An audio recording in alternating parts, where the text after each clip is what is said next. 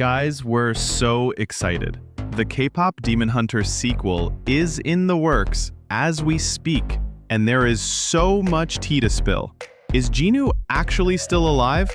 And if he is, are he and Rumi gonna finally get it on? Is there gonna be a new addition to Huntrix? And apparently Rumi's gonna die? We are going to answer all these questions and so much more. So buckle up and make sure to stick around till the end for the juiciest reveal of all from the director herself. Let's go. Okay, so let's dive into the first burning question. Is Jinu actually still alive? Now, in the original movie, he sacrifices his life to Rumi so she can keep fighting Guima.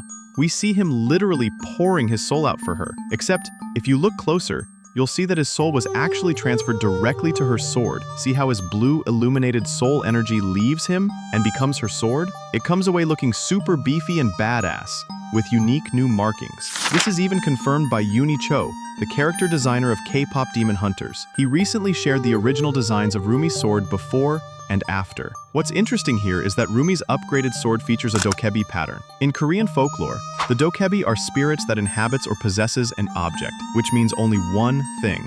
Jinu's not dead and is in fact inhabiting Rumi's sword.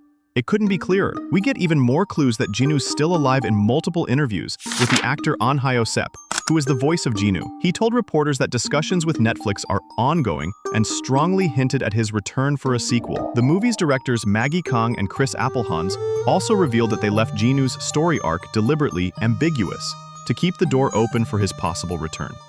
But what really fuels this storyline in the sequel is the deleted Rumi-Jinu kiss scene. Yeah, that's right. In an early draft of the movie, Rumi and Jinu actually kissed, but the final cut removed that climactic moment.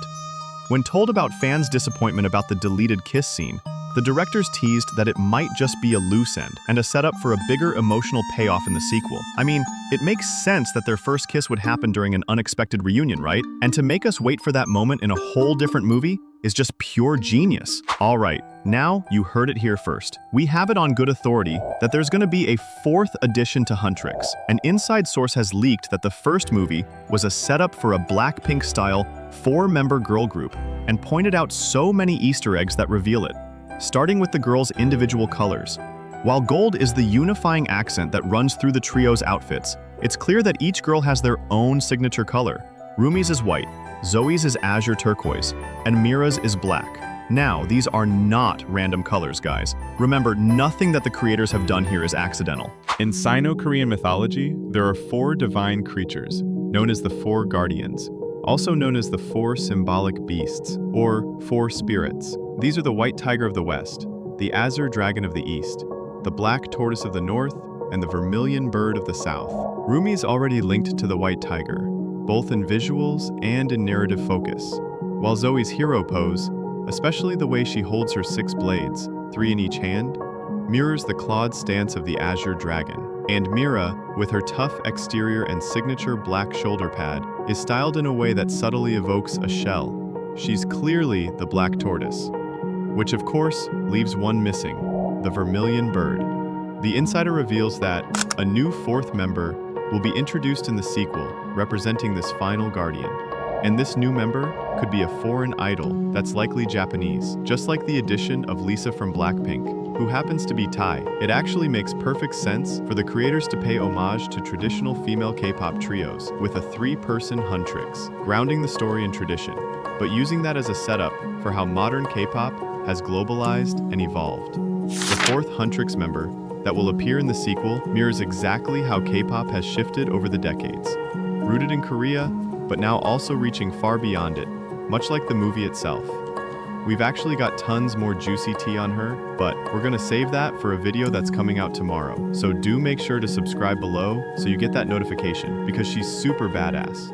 All right, so if you thought all that was crazy, the final bit of tea we're gonna spill is the most shocking of all. So the creative team is still finalizing the story arcs for the sequel, but one of these alleged story arcs focuses on Rumi's death. The director Maggie Kang recently admitted in an interview that she's obsessed with Korean tragedies, which almost always ends with a main character's unexpected death.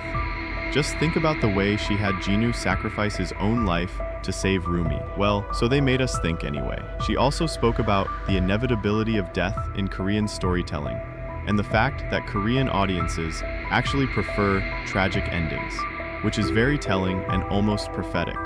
Let's go back again to the fact that Jinu sacrificed himself for Rumi.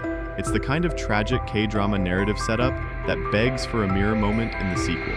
In a full circle moment, Rumi would do the same thing in order to save him, her friends, or even the whole world. Remember, Netflix is considering a trilogy of Demon Hunters movies, and not just one single sequel. And we can't think of a better cliffhanger than Rumi's apparent death.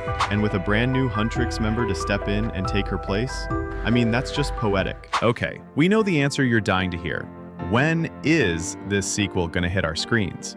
Well, based on the production timeline of the original Demon Hunters film, industry analysts estimate that the fastest possible turnaround for a sequel is summer 2026.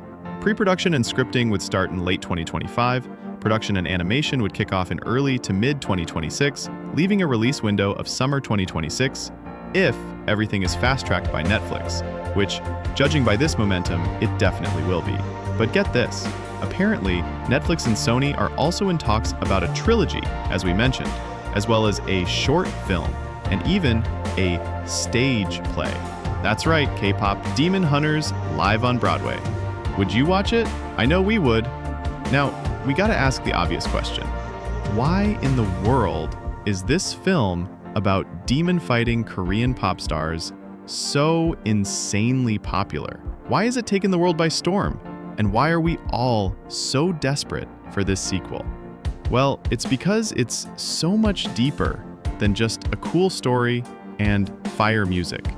It's a film that sees us. It shows us that the real demons aren't monsters lurking in the shadows. They're the fears and shame and pressures we carry inside of us. The silent voices that tell us every day that we're not good enough as we are. But then we see Rumi emerge from the darkness, fearless and boldly owning her truth. It's a powerful statement. We are enough. You are enough. Every day, we must wake up and slay these internal demons and create our own golden honeymoon for ourselves. Guys, here at Stealthy Wise, we dig deep into all your favorite shows and movies and pull out all the life lessons and spiritual wisdom you didn't know existed. We've got so much more Demon Hunters tea coming up too. Like the very juicy video up on screen now. We swear it's gonna blow your mind to outer space. Hit that subscribe button below so you don't miss out. We promise we're gonna have a really good time together. Alright guys, until next time, stay tuned and stay wise. Thanks so much for watching.